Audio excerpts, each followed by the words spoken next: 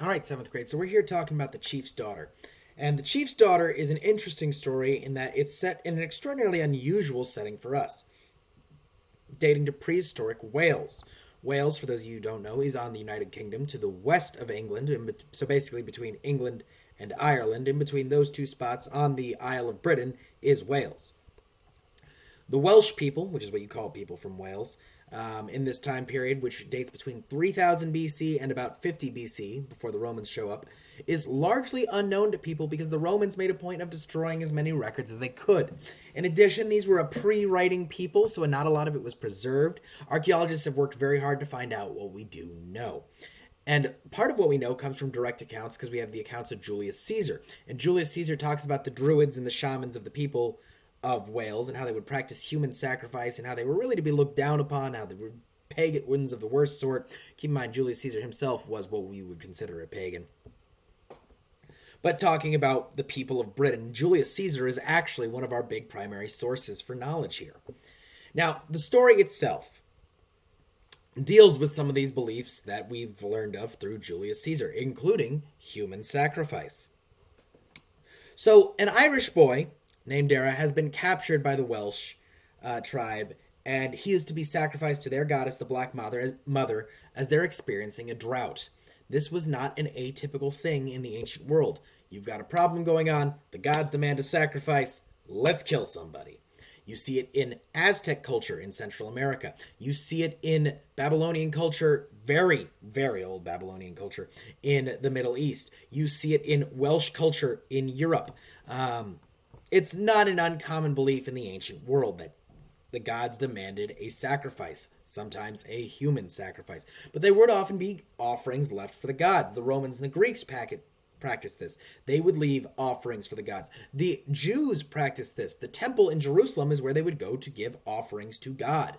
They would burn beef or lambs as a sacrifice to show God their willingness.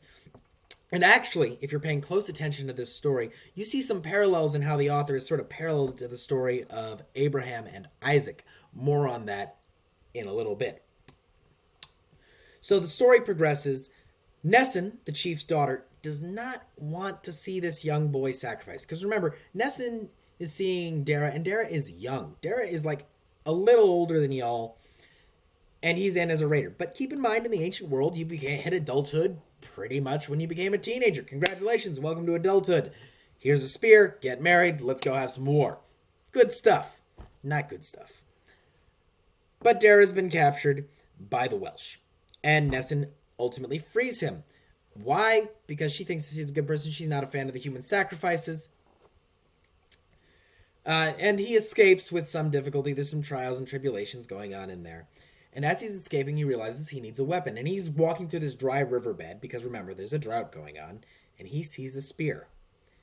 Now, he doesn't want to risk getting the disfavor of the gods. Stealing offerings was a good way to get yourself cursed. You can see this in Greek mythology all the time. People who stole offerings of the gods, like Odysseus ends up doing, end up getting themselves cursed.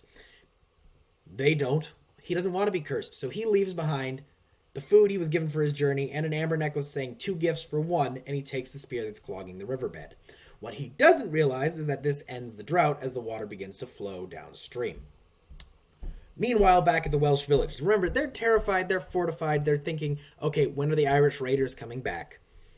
And they're worried they're going to run out of water in their fortress, because in a siege, which is what would happen when you have people cutting off your supplies and you're staying in a fortress hoping to be protected, kind of like what we're doing now, your biggest worry is running out of food and water.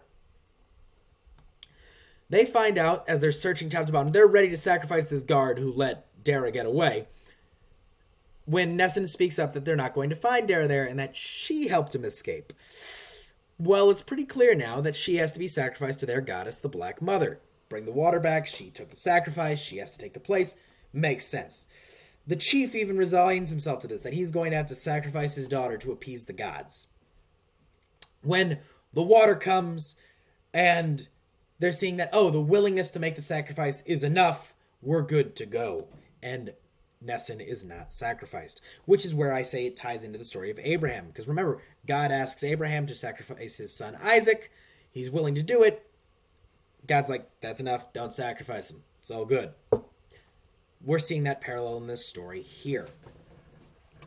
Well, you guys leave your comments. If you are Nessun and your dad was ready to sacrifice you, what do you think on that? I mean, how does that affect your relationship with your dad? Go ahead and leave that in the comments. And your questions for homework are due on the 21st at 11:59 p.m., so make sure you get those done. That is all I have for you today, 7th grade, and I will see you in the next time when we're talking about Jackie Robinson and baseball, which I'm sure you guys are looking forward to. That's going to be a lot of fun. Take care.